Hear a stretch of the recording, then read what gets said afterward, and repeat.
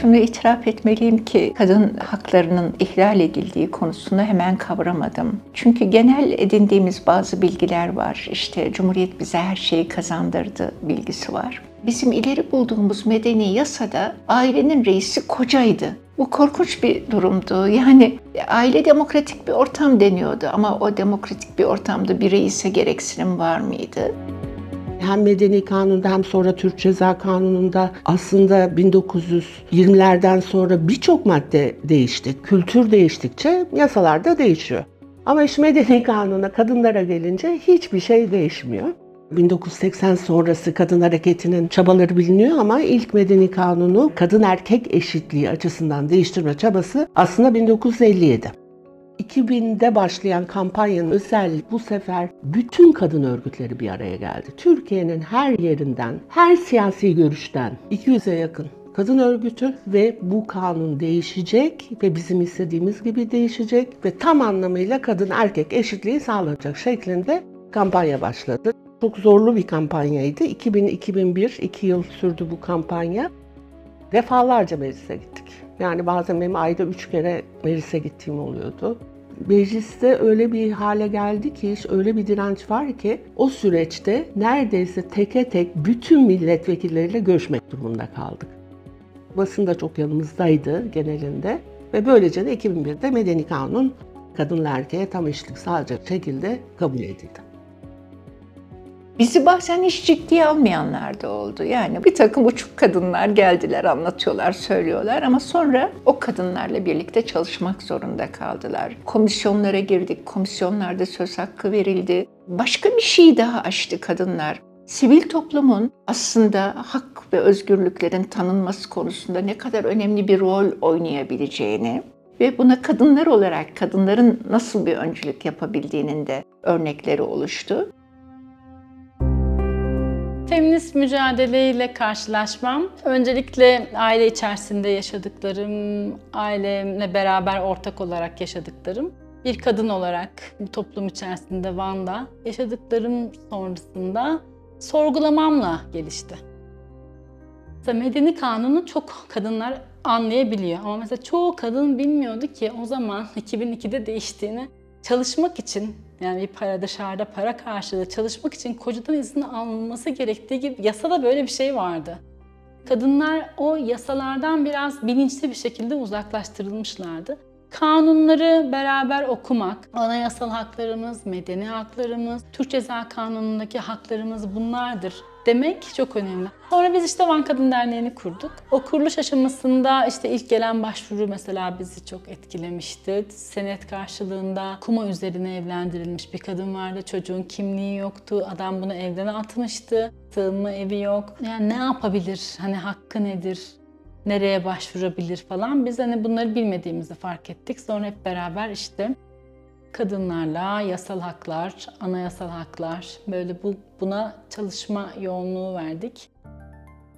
Hemen Medeni Kanun kabulünün arkasından teklif yaptık kadın hareketindeki birçok örgüte. Bu olumlu atmosferi kaçırmayalım. Şu anda çok güzel bir hava var kamuoyunda kadın hareketiyle yine kadın erkek eşitliği açısından. Türk Ceza Kanunu reformu, Türkiye'nin AB'ye verdiği orta vadeli program içerisinde biz hemen Türk Ceza Kanunu reformu üzerine çalışmaya başlayalım. Önce bir çalışma grubu kuruldu. TCK Kadın Çalışma Grubu adını koyduk buna. Tek tek bütün maddeler üzerinde aynen medeni yasada olduğu gibi kadına yönelik her türlü saldırının kadın bedeni esas alınarak ve kadın onuru esas alınarak bir cezai yaptırıma dönüşmesi noktasında çabalarımız oldu.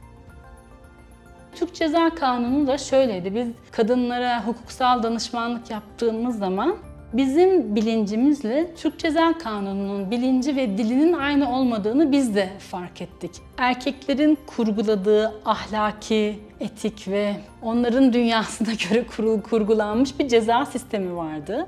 Kadınlara karşı cinsel suçlar topluma karşı suçlar olarak alınıyordu. Kadın kendine ait değil, kadın bedeni kendine ait değil.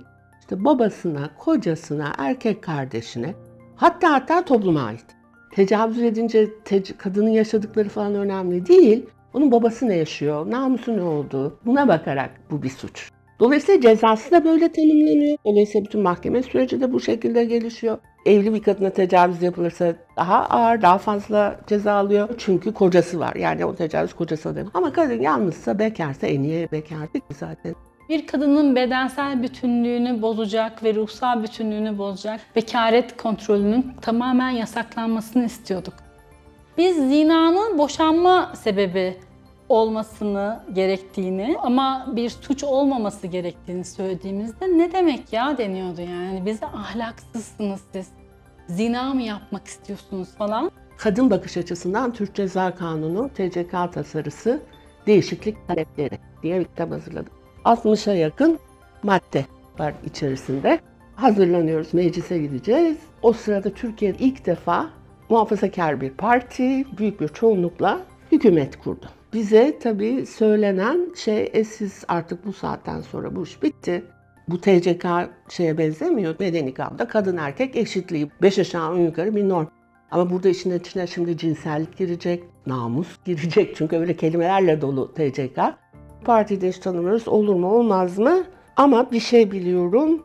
Bunu biz şimdi yapmazsak çocuklarımıza, yeğenlerimize, ileriki nesillere ne diyeceğiz? Bilmiyorum, belki başarısız olacağız. Ama ne kadar zorlu olursa olsun ki diyebilelim ki bakın biz o zaman bunu yaptık. Belki onlar 20 yıl sonra, 10 yıl sonra böyle bir işe girişirlerse diyebilsinler ki ta ne zaman talep edilmiş, siz hala kabul etmiyorsunuz.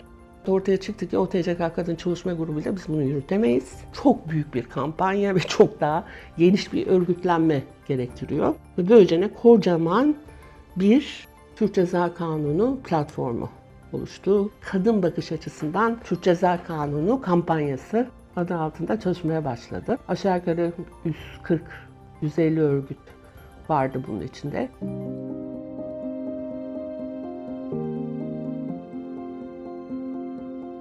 Harekete katılmam kendimi bulmamla başladı. Eşcinsel kimliğimle barışma sürecinde Lambda'yı buldum. Kişisel yolculuğumla Lambda'daki gönüllülüğüm birlikte ilerledi. Çünkü başından beri hep ben bir şeyler yapmak, bir şeylerin ucundan tutmak istedim. 26 yıldır Lambda gönüllüsüyüm. 2000'li yıllar bizim için görünürlük yılları diyorum ben, öyle nitelendiriyorum. Meydanlarda ya da işte medyada kendi yüzümüzle görünür olma cesaretini yeni topladığımız zamanlardı. Hani böyle reel politika, onun içinde yer alıp orada bir şeylere şekil verme gibi bir düşüncemiz yoktu ilk başlarda. Dolayısıyla Medeni Kanun sürecinde biz yoktuk ama 2004'te TCK'nın tekrar yazılması gündeme geldiğinde Lambda'da bir hukuk komisyonu kurduk. Ayrımcılık maddesi üzerinden gittik daha çok kampanyada. TCK'da önceden ayrımcılık diye bir madde hiç yoktu. Öyle bir kavram tanımlanmamıştı. İlk kez 2004'teki yeni TCK ile girdi. Hangi temellerde ayrımcılık yapılabildiğine ilişkin de din, dil, ırk, cinsiyet, inanç ve benzeri diyordu. Biz buna cinsel yönelim ve cinsiyet kimliği temelinin de eklenmesi üzerine bir talebimiz oldu. Yine meclisi dolaştık, yine komisyonlara girdik, muhalefet partilerini ziyaret ettik. Meslek örgütlerine gidip anlattık. Bu çok önemli bir şeydi. Meslek örgütleri kadın komisyonları oluşturmaya başlamışlardı. Ne talep ediyoruz hukukçular olarak ya da kadın örgütleri olarak? Yine televizyon çok sayıda kullanıldı ve bizi tanıyan, bize güvenen bir kadın kitlesi vardı. Yani bu talepleri ileri süren, ifade eden gruplara güvenen kadınlar vardı ve kadınlar bizi çok çabuk anladılar, kavradılar. Ben bir güdümü faks başında geçirdiğimi biliyorum. Tek tek bütün milletvekillerine faks çekiyorduk. İlan veriyorduk, toplu ilanlar. Van'daki gazetelerde Türk Ceza Kanunu'ndaki şu dilin değişmesi. Bir de TCK Kadın Platformu mecliste bir eylem yaptı. Buradan 5 kadın 20 küsür saat otobüs yolculuğu yapıp Ankara'da 2 saatlik bir eyleme katılıp geri döndük. Mesela orada bir LGBT'yi içeri girmek istedi ama mavi kimlik ve pembe kimlik vardı ya o zamanlar. Onu içeri almak istemediler. Ve biz tüm kadınlar almak zorundasınız. Hani ne giydiği, ne yaptığı önemli değil. Belki de hani şimdiye kadar o kadar çok renk mecliste buluşmamıştır. Eşcinseller meclise yürüyor diye bir fotoğraf karesi var. Meclise doğru gidiyoruz. Sanki yürüyüş yapıyormuşuz gibi bir başlık atılmış. Aslında hani randevumuz var milletvekiliyle ve meclise gidiyoruz. Mecliste de Orhan Eraslan'la görüştük. Adalet Alt Komisyonu'nda yer alan vekillerden bir tanesiydi. Sorunlarımızı anlattık, taleplerimizi anlattık. Türk Ceza Kanunu'nda neler değişmeli? Bunu topluma anlatmak kolay olmadı. O yüzden uzun süren bir süreçti o. Türkiye'nin her yerinden kadınlar ortak ses çıkarttı. Bu çok önemli. Diyarbakır'dan, Tatvan'dan, Muş'tan, İç Anadolu'daki illerden. TCK Kadın Platformu'nun başarılı olmasının sebeplerinden biri de genel olarak bu TCK'nın cinsiyetçi, ataerkil yapısının eleştirmesi ve topyekün olarak buna bir yorum getirmesi. İnsanlar anladılar yani o şeref kimin şerefi? Alt komisyondaki danışmalardan bir tanesi hukukçu Adem Sözüer, ayrımcılık maddesine cinsel yönelim ve cinsiyet kimliğinin eklenmesi için bir tavsiyede bulunuyor. Bir olayı aktarıyor. Bir grup trans kadın çorba içmek istiyorlar. O restoranda onlara trans oldukları için servis yapmayı reddediyor. Bu olayı anlatıyor vekillere ve o şekilde onları ikna ediyor. Yani gerçekten bu insanlar bu yüzden ayrımcılığa uğruyor. Dolayısıyla bu ayrımcılığın bir yaptırımı olması lazım. Ve tam da bu madde bununla ilgili. Alt komisyondaki taslağa cinsel yönelim ibaresi giriyor. Cinsiyet kimliği girmiyor. Tabii o dönem yani bunların farkları çok bilinmiyor. Hala ne kadar biliniyor emin değilim. Adalet Komisyonu'nda Cemil Çiçek Adalet Bakanı bu maddedeki ayrımcılık temelleri hiç adı konmadan anayasadaki gibi olsun deniyor. Kimse de sorgulamıyor. Niye böyle olmasın, niye anayasadaki gibi olsun demiyor. Ve böylece de cinsel yönelim o maddeden çıkmış oluyor. Ben bunu vakit kaybı ya da boşa giden emek olarak hiç görmüyorum. Böyle bir şey telaffuz edildi ve bir taslağa dahi olsa girdi o dönem. Ayrıca kamusal görünürlük anlamında da çok değerli bir ana akım kanalda haberlerde yer aldık. Bugünden baktığımızda inanılır gibi değil. Yani şu an hayal edemeyiz. İşte Kanal D'de haberlere katıldığımızda. 2002-2004 yılları arasında 3 yıl çok zorlu bir kampanya sürdü. Başından itibaren strateji ya hepsi kabul edilecek bu taleplerin ya hiçbiri. Çünkü bu bir bütün. Yani kadının tecavüzü konusunda bir maddeyi iyileştiriyorsunuz ama cinsel taciz konusunda bir madde yok. Yani kadın bedeni ve cinselliği kendine aittir açısından baktığınız zaman bu felsefeyle bütün maddelerin kabul edilmesi gerekiyordu. Ki edildi 4 madde hariç sonunda. En önemli olan Türk Ceza Kanunu'nun felsefesi değişti.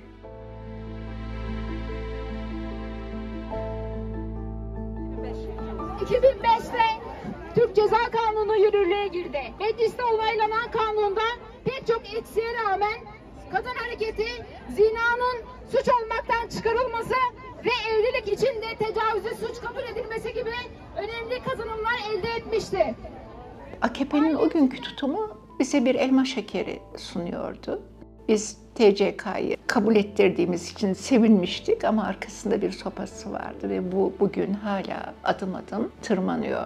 Medeni yasa noktasında nafaka şu anda en çok gündemde olan konulardan birisi. Şimdi bu rapor tamamıyla Medeni Kanun'un nasıl değiştirileceğine ilişkin yol haritasını çizdikleri bir rapor. Bunu okuyunca dehşete düşmüştüm.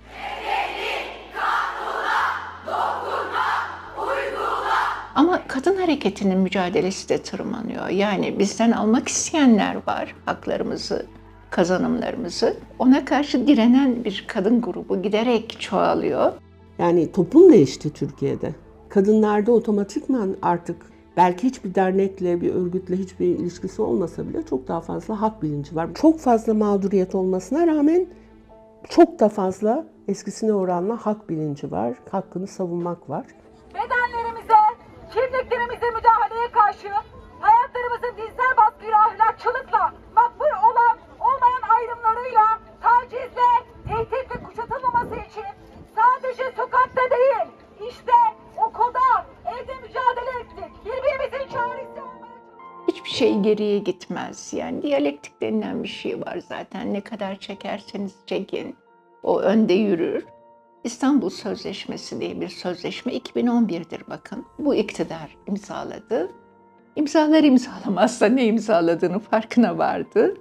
Kendi ideolojisiyle tamamen ters, kadınları tamamen eşitlemeye çalışan, hem yasa önünde hem yaşamın içinde bir uluslararası sözleşme ve biz 6284'ü de ona göre kurduk, onun üzerine kurduk. Sözleşme elimizden alındığında Danıştay'da küçük salona sığmayacağımızı defalarca kendilerine bizzat ben giderek anlattım. Bize en büyük konferans salonunu verdiler. O salona bile sığmadık. O salonda en az 1000 kadın avukat hem kendi adına hem müvekkilleri adına sözleşmeden vazgeçilmesinin hukuksuzluğuna haykırdılar. Türkiye toplumunun, Türkiye'deki kadınların, tabii ki dünya kadınlarından da esinlenerek, geçmiş mücadelelerden de esinlenerek kendi yollarını kapatmamak için ellerinden gelen mücadeleyi vereceklerine işaret ediyor. Benim için bir umut, gençlik için de bir umut olmalı diye düşünüyorum.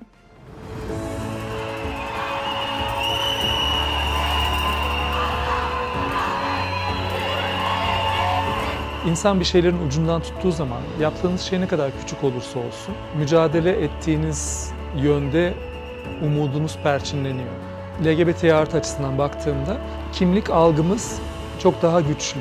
Ben çok inanıyorum yeni neslin kimlik algısına, sağlam dik duruşlarına. Ne kadar zorluklar olsa da varoluşlarından vazgeçecekleri noktayı çoktan geçtiler. Onlar kendileri oluyorlar. O yüzden benim geleceğe dair umudum çok fazla. Her tünelin sonunda bir ışık vardır. Biz o tünelden geçiyoruz şu anda. Ve birbirimize sarılarak bu günleri atlatacağız ve çok daha ferah, çok daha güzel günlere ulaşacağız. Ben buna bütün kalbimle inanıyorum. Hayatlarımız bizim, haklarımız bizim, kazanımlarımız bizim. Türk Ceza Kanunu, Medeni Kanun ve diğer kazandığımız işte İstanbul Sözleşmesi 6284 hani yakın tarihe de geldiğimizde kadınların gayretiyle kazanıldı bunlar. Demek ki kadınlar mücadele ettikçe gerçekleşen çok güzel kazanımlarımız var. O yüzden umutlu olmalıyız. Demokratik zemin gelecek mutlaka, her zaman böyle devam etmeyecek ve bizler yine aynı şekilde haklarımıza sıkı sarılacağız, korkmadan konuşabileceğiz. Gelsin bağlar, gelsin korklar, gelsin devlet, gelsin çok. İnadına isyan, inadına isyan, inadına